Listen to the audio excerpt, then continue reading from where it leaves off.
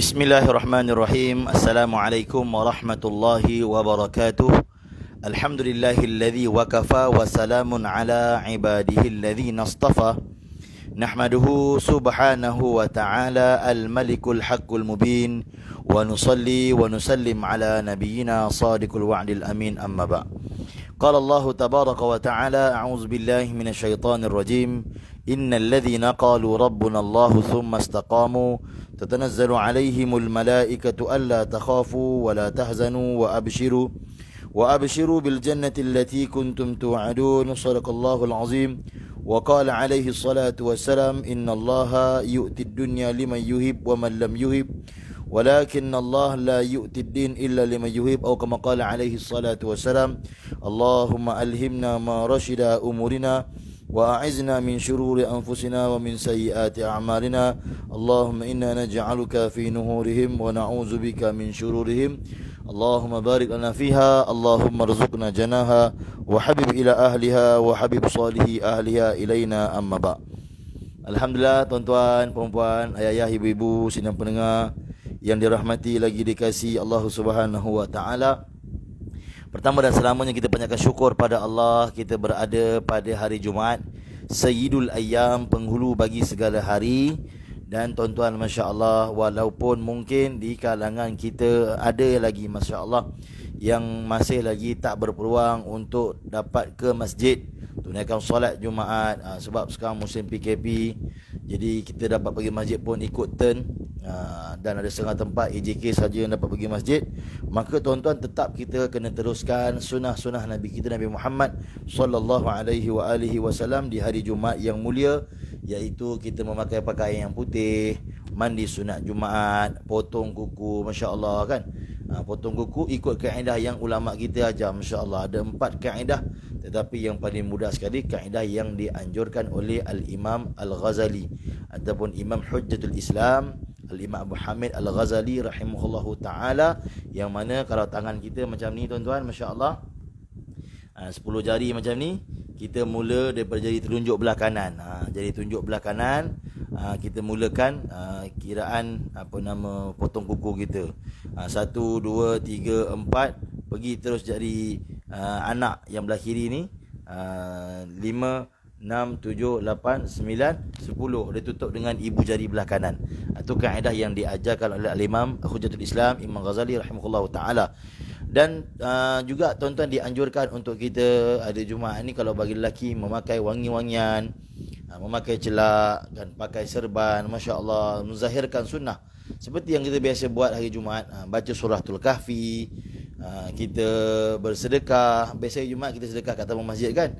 Ni kita bersedekah lah, mungkin boleh masak bagi jiran makan dan sebagainya, ataupun boleh beri makanan kucing, kan, dekat kedai-kedai ada jual yang face kiss ataupun makanan kucing kecil, RM1 harga dia tu. Kita ambil, kita tengok kucing-kucing terbiar tepi jalan, kita bagi makan. 2 amal yang besar kata ulama, bagi orang makan, bagi binatang makan, yang akan menjadi sebab umur kita dipanjangkan, rezeki kita dimurahkan.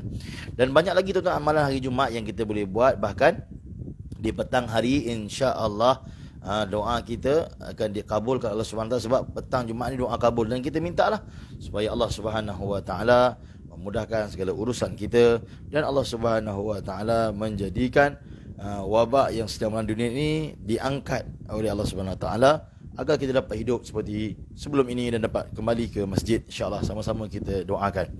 Baik, sebelum kita meneruskan pengajian kita, tuan-tuan, mohon tuan-tuan komen sama ada audio jelas ataupun tidak. Mohon tuan-tuan boleh komen di ruangan komen tu. Bagi tuan-tuan yang telah mendengar sekarang ni, kita tengah buat pengongsian ni, mohon tuan-tuan beri komen di ruangan komen, insya-Allah, sama ada audio jelas ataupun tidak, ataupun kuat sangat ke bunyi angin dan sebagainya. Tuan-tuan boleh maklumkan di ruangan komen, insya-Allah.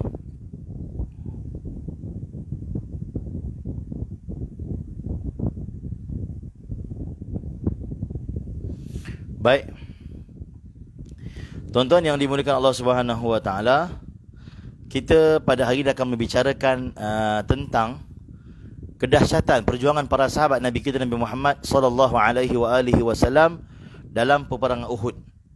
Kedahsyatan perjuangan Rasulullah SAW dan para sahabat di medan Uhud. Baik, tuan-tuan, perlu kita tahu bahawa Uhud ni di Madinah.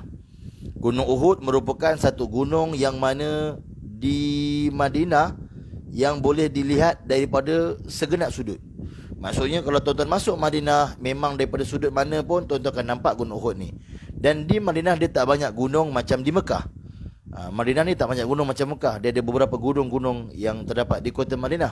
Dia tak macam di Mekah yang ada banyak gunung. Gunung di Madinah ni ada Jabal Uhud, Jabal Sila'. Di tengah-tengah Madinah tu ada nama dia Jabal Sila', Jabal Air, Jabal Thawr.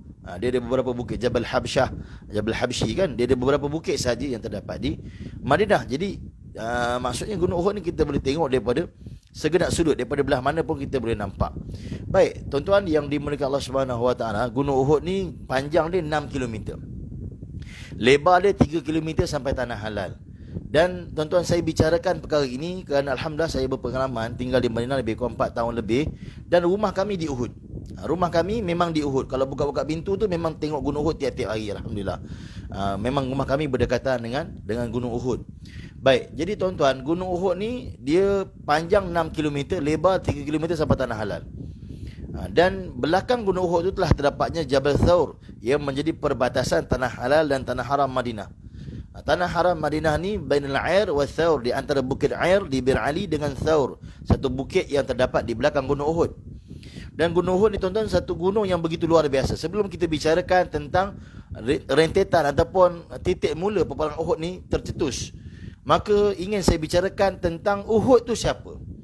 Uhud ini tuan-tuan yang mulia satu gunung yang sangat mencintai Nabi, sehingga Nabi SAW menyebutkan Uhudun Jabal yuhibbuna wa nuhibbuh. Uhud ini gunung, dia cinta pada kami dan kami juga mencintainya. Ada juga hadis lain yang Nabi SAW menyebutkan lebih mafhum, hadza jabalun yuhibbuna wa nuhibbuh. Ini gunung yang cinta pada kami dan kami juga mencintai dia.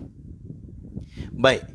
Tetapi hadis yang saya bacakan mula-mula tadi, kaedah ataupun khitab yang Nabi nak sampaikan dengan kaedah yang sedikit berbeza. Kalau tuan-tuan tengok tadi yang saya bacakan hadis tadi kan, hadza jabalun yuhibbuna wa nuhibbu. Uhudun jabal yuhibbuna wa nuhibbu. Uhud ini gunung. Sedangkan kita kalau dalam bahasa Arab, kita panggil gunung Uhud ni Jabal Uhud. Gunung Uhud kan. Macam orang Melayu lah panggil gunung Uhud. Mana kita panggil Uhud gunung? Kita akan panggil Gunung Uhud. Tetapi tuan-tuan yang dimuliakan Allah Subhanahu Wa Taala, dalam hadis ini Nabi menyatakan dengan kaedah yang berbeza, iaitu Nabi sebut Uhud dulu. Uhudun Jabal. Uhud ini gunung. Lebih kurang mafhum. Yuhibbuna wa nuhibbu, dia cinta pada kami dan kami pun mencintai dia. Di sini khitab yang Nabi nak sampaikan, khitab ni apa? Penyampaian ataupun perkara yang Nabi nak sampaikan adalah Nabi SAW nak bagi tahu pada kita bahawa Uhud ini gunung.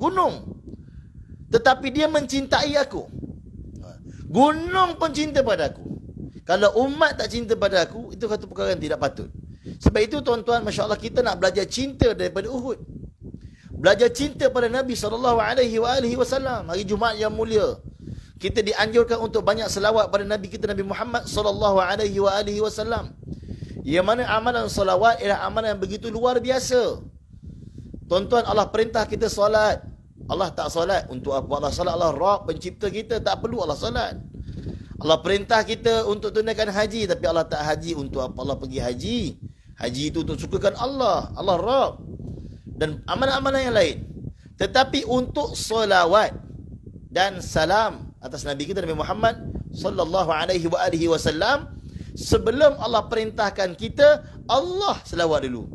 Kalau hari Jumaat kita biasa dengar, tuan-tuan ayah-ayah biasa dengar, Inna Allah wa malaikatahu yusalluna ala nabi ya ayyuhalladzina amanu sallu alaihi wa sallimu taslima. Sesungguhnya Allah dan para malaikatnya berselawat ke atas Nabi. Baru Allah perintahkan. Allah selawat dulu, malaikat selawat dulu, baru Allah perintahkan kita.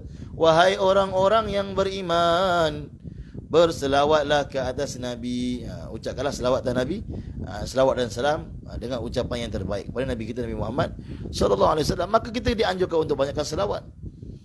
Dan dengan selawat itu akan menambahkan perasaan cinta kita pada Nabi kita Nabi Muhammad sallallahu alaihi wasallam. Dan kaedah yang kita buat sekarang ni, belajar sirah juga adalah untuk kenal Nabi. Bila kita belajar sirah, kita kenal Nabi, kita akan menghargai Nabi dan para sahabat. Bila kita kenal Nabi, baru kita akan cinta Nabi SAW. Pepatah Melayu kata, tak kenal maka tak cinta. Maka kita belajar untuk kenal Nabi kita, Nabi Muhammad SAW. Jadi tuan-tuan yang kita sedang dalam tarbiyah untuk mencintai Nabi. Jadi kita belajar dengan Uhud. Bagaimana Uhud mencintai Nabi SAW dengan cinta yang luar biasa. Bahkan Nabi bagi tahu yang dia cinta pada Nabi. Gunung berbatu yang tak boleh cerita apa-apa pada kita, dan seandainya dia boleh cerita pada kita, maka dia akan cerita betapa cintanya dia pada Nabi SAW dan betapa dahsyatnya Nabi dan para sahabat berjuang untuk agama, hingga isteri-isteri mereka menjadi janda, anak-anak mereka menjadi yatim. Asbab korban mereka lah hari ini saya dan tuan-tuan kenal Allah. Asbab korban mereka lah tuan-tuan yang mulia 1400 tahun yang dulu saya dan tuan-tuan hari ini kenal Islam. Asbab korban mereka lah 1400 tahun dulu kita kenal Nabi SAW. Dan Alhamdulillah di kalangan kita pernah menjakkan kaki di kota Madinah. Tuan-tuan yang dimuliakan Allah Subhanahu wa ta'ala, kita nak belajar cinta daripada gunung berbatu ini, Gunung Uhud, yang mencintai Nabi SAW. Gunung yang mencintai Nabi. Uhudun jabal, ataupun hadis yang lain, hadza jabalun yuhibbuna wa nuhibbuh. Gunung yang mencintai Nabi SAW, yang mencintai kami dan kami mencintai dia. Tuan-tuan, kita ahli sunnah wal jamaah, i'tikad kita dalam ahli sunnah wal jamaah al-Asy'ariyah wal Maturidiyah dalam bab mencintai Nabi ni apa dia tuan-tuan? Mencintai Nabi, mencintai keluarga Nabi, Ahlul Bait Rasulullah sallallahu alaihi wasallam, mencintai sahabat Nabi, mencintai apa-apa yang dicintai oleh Nabi. Ini i'tikad kita. Mencintai Nabi, mencintai keluarga Nabi, mencintai sahabat Nabi, dan mencintai apa-apa yang dicintai oleh Nabi SAW. Kita bukan golongan yang mana mencintai Nabi dan sebahagian keluarga Nabi dan melaknat sahabat. Ini golongan yang tak betul. Dan kita juga bukan golongan yang mana mencintai Nabi, mencintai sahabat dan allergic dengan keluarga Nabi, sehingga jatuh dalam lubang an-nasibi ataupun nawasib. Tetapi kita ahli sunnah wal jamaah, kita mencintai Nabi, keluarga Nabi. Apa bukti dia? Berapa ramai orang di Malaysia yang namanya Fatimah Zahra, yang namanya Hasan Hussein. Dalam keadaan itu, kita juga mencintai sahabat Nabi, tak benci sahabat. Ada orang dia kata dia cinta keluarga Nabi tapi benci sahabat. Kita tidak. Apa bukti dia? Di tanah air kita berapa ramai nama Abu Bakar. Bahkan berapa ramai salatin, sultan-sultan kita yang bernama Abu Bakar. Masya Allah. Kita mencintai Omar. Ramai orang rakyat Malaysia yang nama Omar. Mencintai Sayyidina Osman radhiyallahu ta'ala anhu. Mencintai Sayyidina Ali radhiyallahu ta'ala anhu. Bahkan mencintai semua sahabat Nabi SAW. Tuan-tuan, Masya Allah, ada orang kata nama Sayyidina Muawiyah ni, kan, orang Malaysia ni tak pakai. Sebab orang Malaysia ni dia tak suka Sayyidina Muawiyah. Satu pendustaan sebenarnya. Sebenarnya tuan-tuan yang mulia, ramai juga orang Malaysia nama Muawiyah. Kan, tak jauh daripada rumah saya ada satu pelajar madrasah namanya Muawiyah. Muawiyah ni nama sahabat Nabi SAW. Sebab kita i'tikad ahli sunnah wal jamaah, kita tak benci mana-mana keluarga Nabi, tak benci mana-mana sahabat Nabi, kerana mereka lah insan yang mulia. Keluarga Nabi insan yang mulia. Innama yuridullah liyudhhiba ankumur rijsa ahlal bait wa yutahhirakum tathira. Allah telah muliakan mereka, dan sahabat Nabi juga Allah muliakan mereka. Wasabiqunal awwalin minal muhajirin wal ansar walladzina ittaba'uuhum biihsan radhiyallahu anhum wa radu an. Allah telah muliakan sahabat Nabi, lah redha pada mereka. Maka siapa kita nak hukum mereka sehingga kita, kan, yang lahir terkemudian ni nak hukum mereka dan nak tak suka mereka, sedangkan mereka ialah orang yang mana dicintai oleh Nabi SAW. Maka i'tikad ahli sunnah wal jamaah al-Asy'ariyah wal Maturidiyah dalam bab cinta Nabi, mencintai keluarga Nabi, mencintai sahabat Nabi, dan mencintai apa-apa yang dicintai oleh Nabi SAW. Dan termasuk dalam perkara yang dicintai oleh Nabi sebelum hadis tadi, hadza jabalun yuhibbuna wa nuhibbuh. Inilah gunung yang mencintai kami dan kami pun mencintai dia. Apa dia tuan-tuan? Gunung Uhud. Maka menjadi sunnah untuk kita mencintai Uhud, kerana Nabi mencintai Uhud. Sebab itu tuan-tuan, kalau kita pergi Madinah, berdiri depan Uhud, kita kena beritahu, wahai Uhud, sesungguhnya Nabi beritahu Nabi cinta pada kamu. Aku nak beritahu, aku juga turut mencintai kamu, kerana kami ialah golongan manusia yang mencintai Nabi, keluarga Nabi, sahabat-sahabat Nabi, dan mencintai apa-apa yang dicintai oleh Nabi SAW. Apa sahaja yang dicintai oleh Nabi kita cinta, termasuklah Uhud. Tuan-tuan, gunung Uhud ni adalah merupakan gunung yang terdapat dalam syurga. Min jibalil jannah, daripada gunung-gunung syurga. Bahkan setengah para masyayikh menyebutkan gunung Uhud terdapat di pintu gerbang syurga. Seandainya kita melangkah masuk syurga nanti, Allahumma amin, Allahumma ja'alna, Allahumma masukkan ridhaka wal jannah wa na'udzubika min sakhatika wan nar. Mudah-mudahan Allah terima kita. Bila melangkah masuk pintu syurga nanti, akan nampak dan kelihatanlah gunung Uhud. Subhanallah. Alhamdulillah kami ada pengalaman dapat naik puncak gunung Uhud tu. Sebenarnya ada sesi rakaman dulu, tapi bila kita silap masuk jalan, tengok ada laluan pergi naik atas gunung Uhud tu. Alhamdulillah 3 kali kami sampai di puncak gunung Uhud tu dan tengok pemandangan satu Madinah. Subhanallah. Baik, tuan-tuan, berbalik kepada Uhud tadi. Gunung Uhud sangat mencintai Nabi SAW dengan kecintaan yang begitu luar biasa. Begitu luar biasa cintanya pada Nabi SAW. Bahkan begitu taatnya Uhud pada Nabi SAW diceritakan dalam hadis yang sahih, di mana satu ketika Nabi SAW telah naik di Uhud, telah naik gunung Uhud. Gunung Uhud ni bergoncang kerana berdebar. Insan yang dia cintai sedang berada di atasnya. Maka baginda SAW telah ketuk Uhud. Dia biarkan mafhum, Nabi bersabda, usbut ya Uhud, berhenti, bergoncanglah wahai Uhud, berhenti, bergetarlah wahai Uhud. Macam kita lah tuan-tuan, jumpa orang kita suka, jumpa orang kita sayang. Orang kita sayang ni tak semestinya kena perempuan, kan? Kadang kita minat penceramah tu, kan, tuan guru kita. Kita tengok, ini tuan guru datang ni, Allah berdebar ni rasa, kan? Kita sayang, kita cinta ulama-ulama ni, kan, orang soleh. Para masyayikh habaib ni, semua ulama-ulama ni, kan, kita sayang, Masya Allah, hati berdebar. Begitu dah yang berlaku pada Uhud. Bila Nabi naik, bergoncang dia kenal ni Nabi SAW, merupakan penghulu bagi seluruh alam buana. Ni Nabi SAW, penghulu bagi seluruh alam buana, Sayyidul Anbiya wal Mursalin, pemimpin penghulu bagi segala Nabi, segala Rasul, baginda Nabi Muhammad SAW. Usbud ya Uhud, Nabi kata, berhenti, bergoncanglah wahai Uhud. Sesungguhnya di atas kamu ni Nabi Allah, iaitu Nabi SAW, Siddiq, Abu Bakar radhiyallahu ta'ala anhu, wa syahidan, 2 orang yang syahid. Siapa dia? Umar dan juga Osman. Jadi di situ kata ulama, di situ adalah hadis yang mana menyatakan tentang susunan yang Nabi bagi tahu mengenai khalifah. Baik, perselisihan berlaku di kalangan sahabat, perbezaan pandangan mengenai tentang siapa jadi khalifah lepas Nabi SAW. Sebenarnya kata ulama, Nabi telah sampaikan secara isyarat, walaupun bukan secara jahratan, secara jelas, tetapi Nabi SAW telah sampaikan secara isyarat bahawa lepas Nabi wafat, Abu Bakar lah jadi khalifah, mengikut hadis ini kata ulama.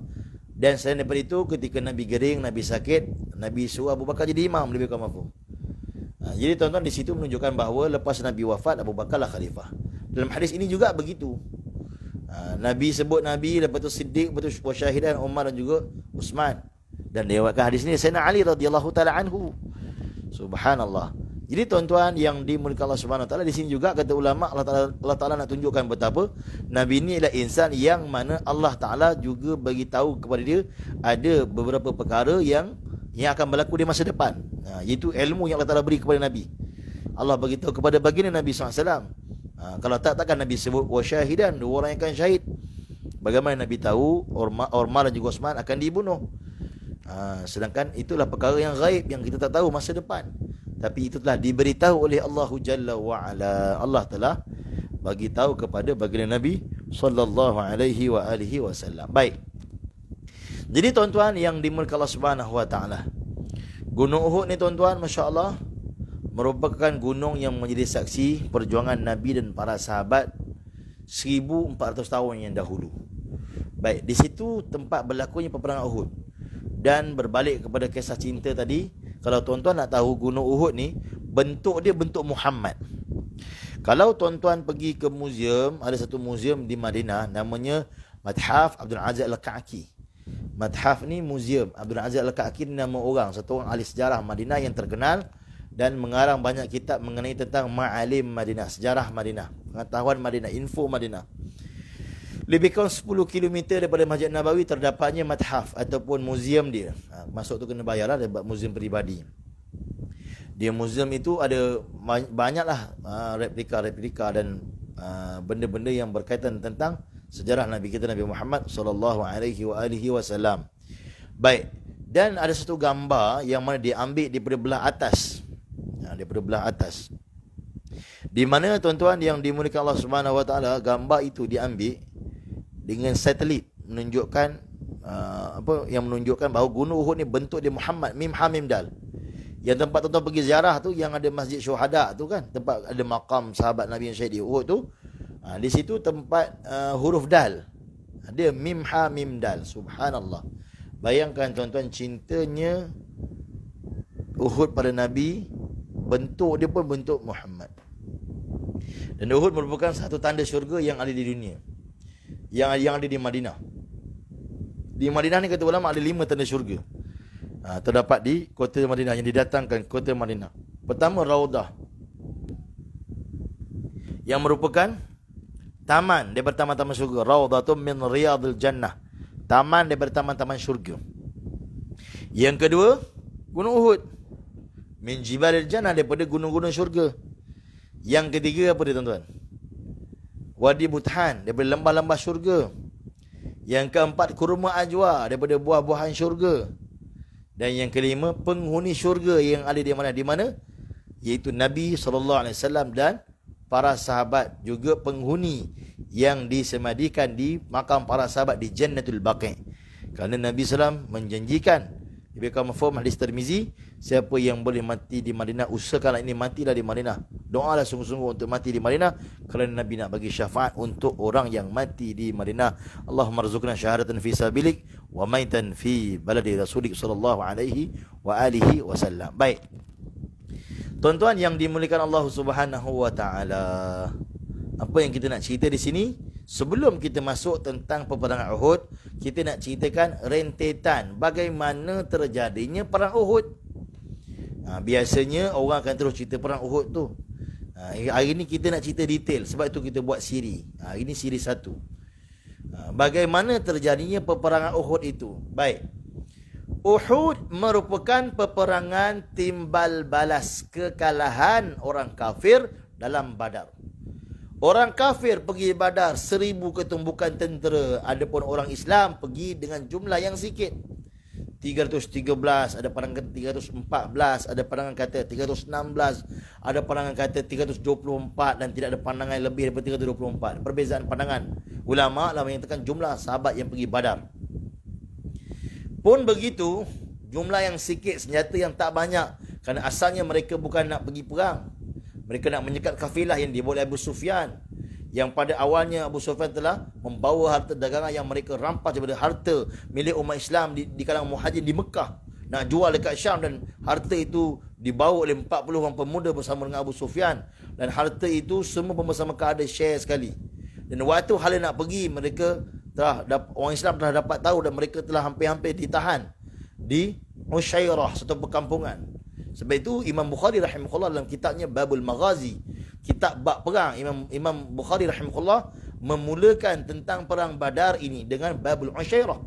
Kerana bab Usyairah, satu perkampungan yang terdapat lebih kurang 30 km daripada kota Madinah. On the way nak pergi Mekah, tuan-tuan akan nampak signboard Usyairah.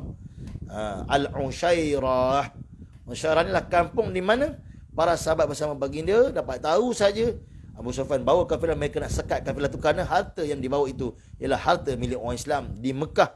Mereka ketika hijrah, mereka telah tinggalkan harta tersebut, orang kafir telah rampas dan nak jual di Syam.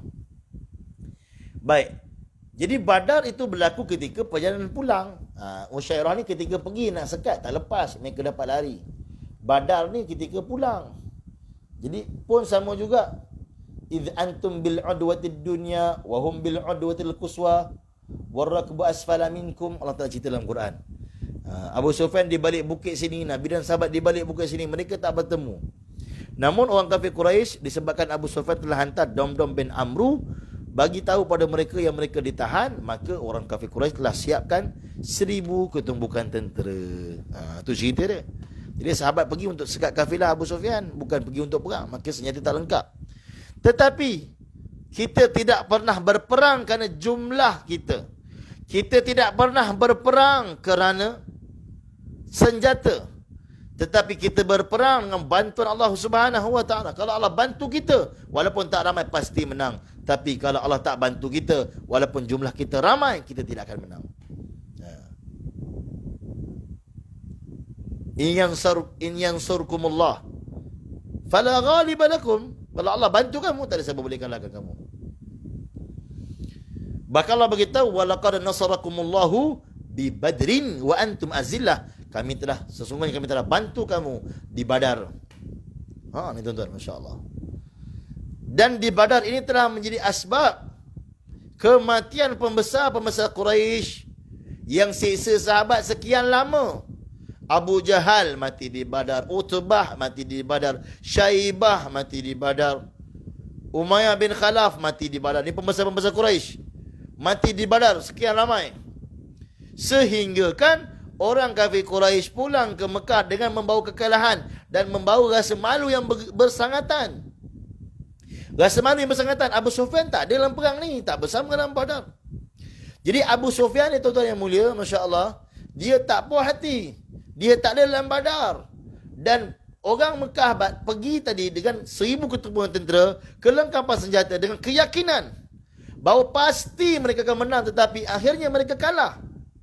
Mereka tak boleh terima perkara tersebut. Kekalahan itu mereka tak boleh terima. Kerana tujuan Badar ialah untuk menunjukkan kepada seluruh semenanjung Arab betapa kuatnya mereka, betapa mereka nak ajar orang yang yang kononnya membawa ajaran yang menghina nenek moyang mereka. Sedangkan Islam tidak menghina nenek moyang mereka, tetapi mereka lah yang telah menghina diri mereka dengan menyembah selain daripada Allah. Sedangkan mereka lah orang yang mengikut agama nenek moyang mereka yang asalnya agama Nabi Ibrahim AS, agama yang betul.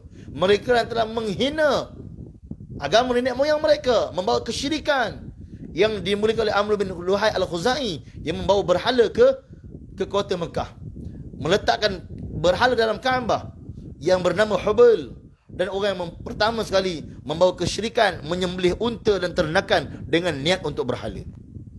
Sedangkan Islam tidak, membawa tauhid. Islam nak betulkan garis panduan, nak betulkan dia orang punya perjalanan tadi, track tadi nak betulkan balik untuk berada atas jalan Nabi Ibrahim semula, ikut syariat Nabi Muhammad sallallahu alaihi wasallam, tapi milah yang sama. Nabi beritahu millati abina Ibrahim hanifa, jalan korban kita, jalan korban bapa kami Ibrahim. Hanif, agama yang lurus. Kama alaihi salatu wasallam. Baik, jadi Abu Sufyan tak boleh terima kekalahan yang begitu memalukan dan kematian yang begitu ramai, bahkan pembesar-pembesar, boleh kata seorang pun tak tinggal. Maka akhirnya pada ketika itu Abu Sufyan lah yang paling layak memimpin orang Quraisy di Mekah. Maka Abu Sufyan dengan perasaan yang sedih mendengar kematian demi kematian di Badar. Bahkan pak mertua dia pun meninggal. Utbah bin Rabi'ah ni, pak mertua dia kan isterinya Hindun binti Utbah. Pak mertua dia meninggal. Dan dia punya adik ipar dia pun meninggal, Abu Walid bin Utbah. Pak cik bini dia pun meninggal, Syaibah bin Rabi'ah. Maka perkara ini telah menggusarkan hati dia, menyebabkan dia rasa gundah, tak tenang, dan dendam dalam hati dia kepada umat Islam begitu kuat. Maka dia telah pimpin 200 orang Quraisy menuju ke Madinah, dan mereka telah sampai di Uraid. Al-Uraid ataupun Al-Uraidi ni satu tempat yang tak jauh daripada Mataf Abdul Aziz Al-Kaki tadi. Dia berdekatan dengan satu kawasan namanya Rabwah. Dia macam kawasan berbukit sikit. Dia jalan nak pergi airport. Sekarang ni jalan nak pergi airport lah. Dan di situ ada asrama pelajar Madinah. Kawan-kawan kami ada yang tinggal di sana. Di Rabwah ni. Tak jauh dengan situ ada tempat nama Al-Uraid. Baik, Al-Uraid ni, bila mana mereka sampai, boleh kata itu juga di kawasan yang mana tak jauh dengan sempadan. Sempadan tak jauh. Tanah haram. Dia dekat dengan Mataf Al-Aziz Al-Kaki dan tempat sesing kereta api Madinah yang baru. Baik, jadi bila dia sampai di situ, dia telah bunuh sahabat Nabi di kalangan Ansar yang sedang berada di kebun kurma yang terletak di Uraid. Dan berita ini sampai kepada Nabi dan sahabat. Nabi bersama sahabat 2 orang juga. Nabi pimpin rombongan itu. Dan bersama Nabi yang pegang panji Islam ialah Hamzah bin Abdul Muttalib yang telah menjadi asbab kematian Utbah. Kematian ayah Hindun tadi. Kematian ayah mertua Abu Sufyan tadi. Hamzah bin Abdul Muttalib ialah pakcik Nabi dan terkenal dengan Asadullah, singa Allah.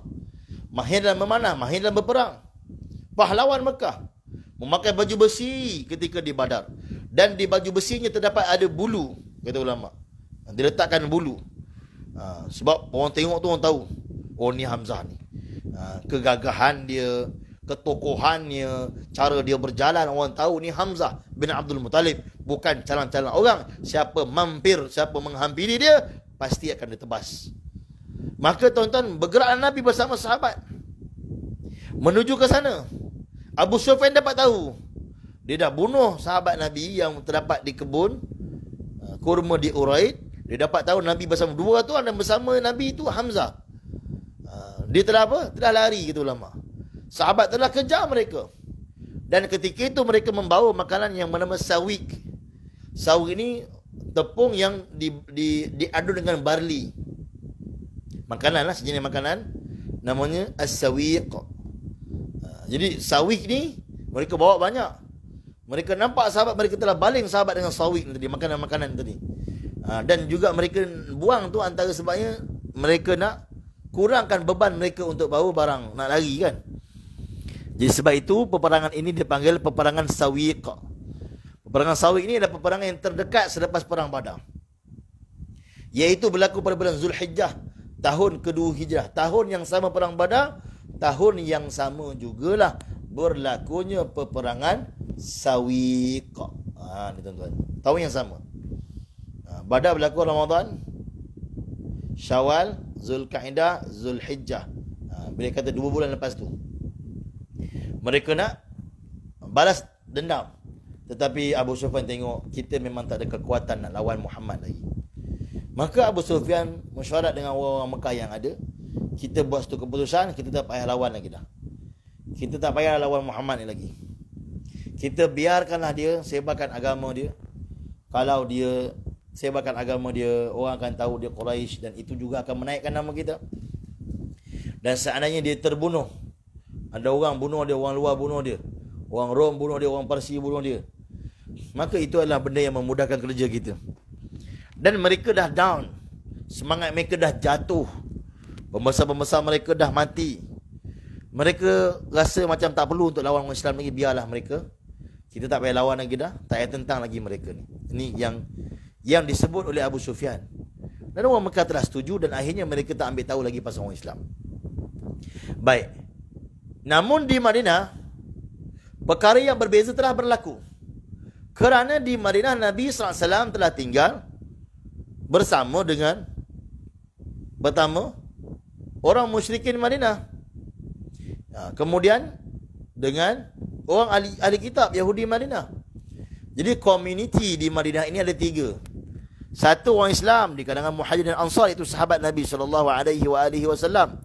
Yang kedua musyrikin di Madinah yang dipimpin oleh Abdullah bin Ubay bin Salul. Yang ketiga ialah ahli kitab ataupun orang Yahudi yang terdapat 3 suku, Bani Nadir, Bani Qainuqa dan Bani Quraizah, yang mana mereka datang ke Madinah atas tujuan untuk berjuang bersama Nabi akhir zaman. Sebab mereka ni telah kita ceritakan dalam bicara sirah bersama Ustaz Farhan mengenai tentang sejarah Bani Israel ni kan, telah kita ceritakan bagaimana mereka ni kenal Nabi SAW. Ya'rifunahu kama ya'rifuna abna'ahum. Juzuk 2 muka kedua Allah beritahu mereka kenal Nabi macam kenal anak mereka sendiri. Tetapi bila Nabi bukan daripada bangsa mereka, mereka tentang Nabi SAW. Jadi Bani Nadir, Bani Qainuqa dan Bani Quraiza datang dengan dua cara. Pertama, ketika mereka ikut Nabi Musa pergi buat haji. Ketika ikut Nabi Musa, sebab semua Nabi-Nabi kata ulama telah sampai ke Mekah untuk tunaikan haji mengikut syariat mereka masing-masing. Termasuk Nabi Musa, Nabi Harun bawa Bani Israel. Ketika pulang, kata ulama ketika itu apa yang berlaku, Masya Allah, Nabi Musa telah sampai di Uhud. Ni Uhud ni yang kita nak cerita ni, Nabi Musa telah sampai. Dan Nabi Musa bagi tahu inilah tempat tinggal kami, telah diperlihatkan tempat tinggal Nabi akhir zaman. Sebab Nabi-Nabi dulu selain diceritakan tentang tauhid kebesaran Allah, cerita tentang akhirat, dan Nabi-Nabi dulu juga akan cerita tentang adanya siapa? Nabi akhir zaman. Sebab itu Nabi Isa bagi tahu pada Bani Israel, min ba'di ismuhu Ahmad, sesungguhnya lepasku akan adanya Nabi namanya Ahmad. Sebab Nabi-Nabi dulu panggil Nabi dengan nama Ahmad. Nama Muhammad ni Allah Ta'ala simpan. Boleh kita katakan tak ada manusia pernah sebut, kalau manusia lah, tak ada manusia pernah sebut nama Muhammad. Nabi-Nabi dulu pun sebut nama Ahmad. Tetapi ketika mana mereka tinggal, sampai lapis anak cucu mereka, datangnya Nabi bukan daripada bangsa mereka, mereka menentang Nabi SAW. Sedangkan tujuan mereka tinggal di Madinah untuk berjuang bersama Nabi akhir zaman. Dan juga mereka datang ke mana dengan cara mereka mencari. Tadi ikut Nabi Musa pergi haji.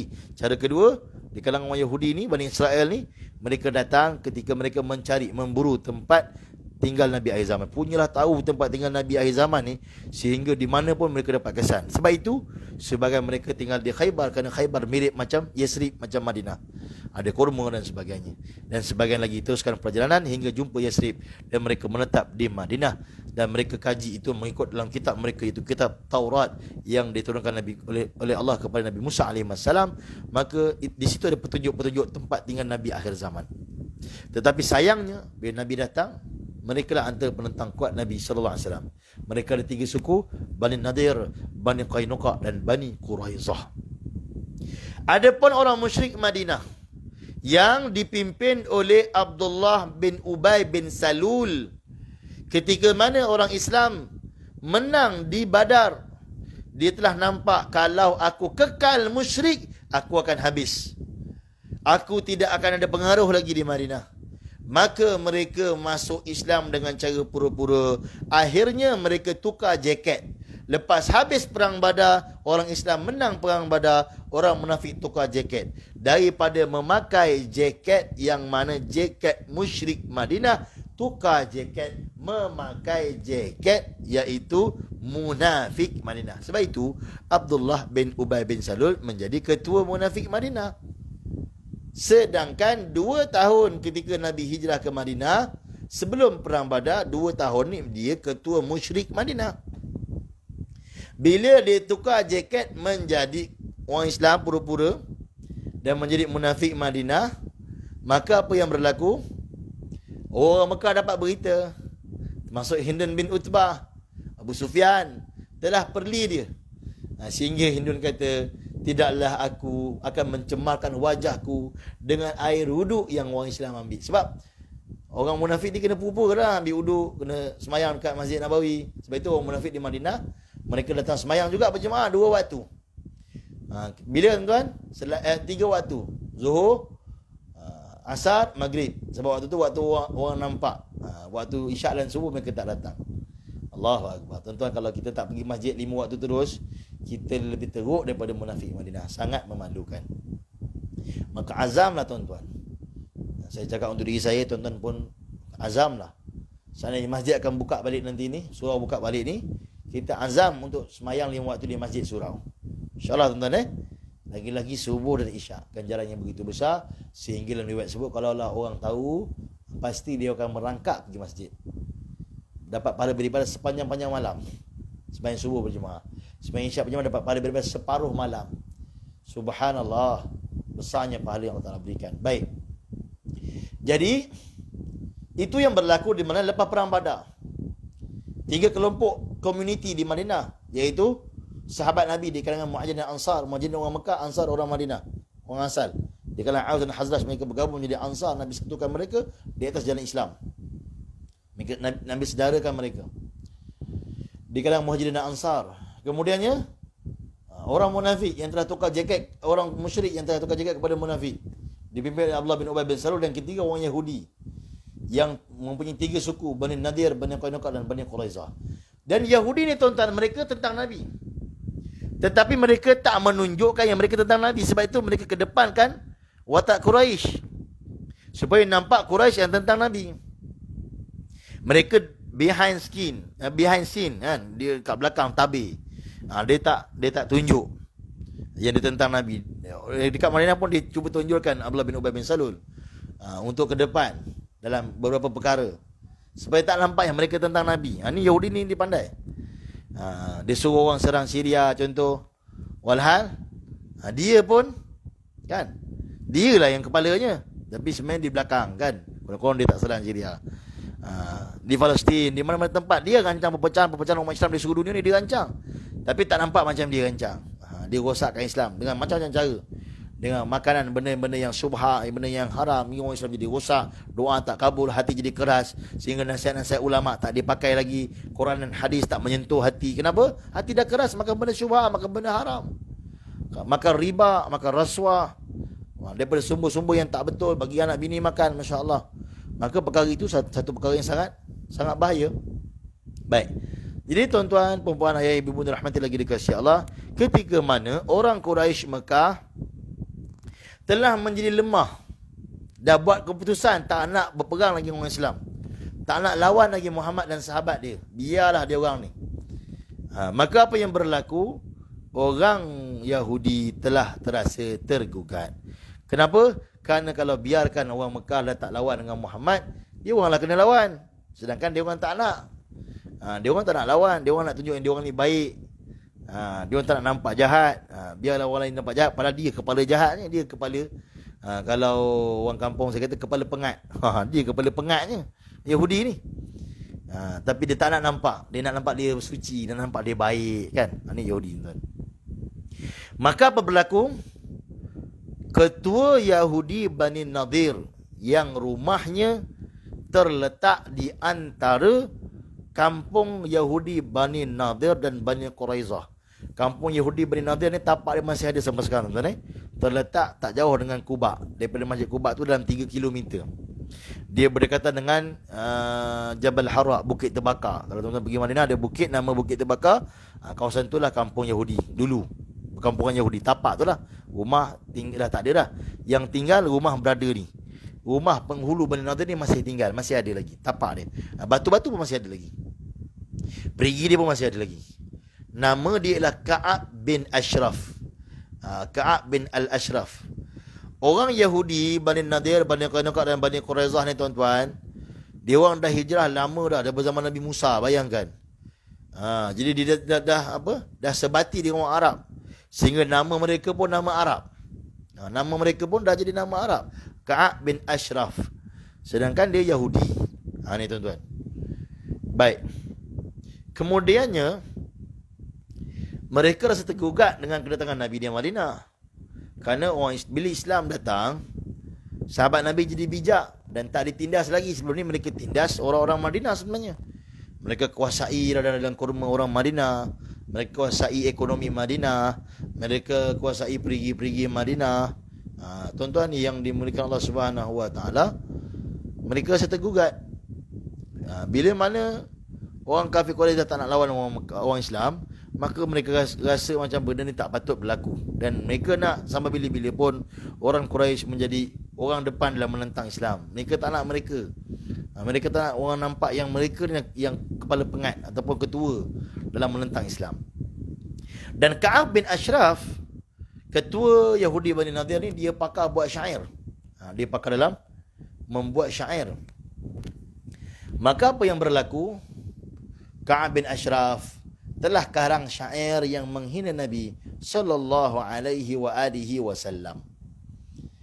Telah mengarang syair yang menghina Nabi sallallahu alaihi wasallam. Dan sebenarnya tuan-tuan, Ka'ab bin Ashraf yang mewakili orang Yahudi inilah yang menjadi asbab tercetusnya peperangan Uhud dan menjadi asbab terbakar ataupun membara kembali semangat orang Quraisy untuk menentang Islam, walhal Abu Sufyan dan orang Quraisy telah buat keputusan untuk tak nak lawan Islam lagi setelah mereka rasa mereka dah down dah, mereka tak nak lawan lagi orang Islam. Ketika melihat pembesar mereka mati dalam Badar dan mereka telah dikejar ketika di Sawiq, di Al-Uraid di Madinah bulan Zulhijjah tahun yang sama dalam peperangan Badar, iaitu tahun kedua Hijrah, mereka rasa tak perlu lawan lagi orang Islam. Tetapi berada ini tuan-tuan, iaitu Ka'ab bin Ashraf inilah ketua Yahudi Bani Nadir, telah menjadi asbab tercetusnya kembali semangat orang kafir untuk menentang orang Islam, dan dia jadi asbab tercetusnya peperangan Badar sebenarnya. Dan tuan-tuan yang mulia, apa yang berlaku? Apa yang telah buat? Dia buat syair, dan apa syair itu digunakan bila? Untuk tahu tentang itu tuan-tuan yang mulia, kita akan bertemu lagi insya-Allah pada pertemuan yang akan datang, insya-Allah hari Ahad. Kita akan sambung lagi siri kedua mengenai tentang kedahsyatan perjuangan para Nabi SAW dan para sahabat ketika di peperangan Uhud. Ni rentetan. Macam mana berlakunya perang Uhud, kita nak cerita supaya tuan-tuan jelas kenapa jadinya perang Uhud. Bukan saja-saja jadi, ada sebab dia. Siapa kepala pengat dia? Siapa yang mulakan? Siapa yang membakar semangat sehingga orang menjadi kembali rasa nak tentang Islam? Ini orang dia, Ka'ab bin Ashraf.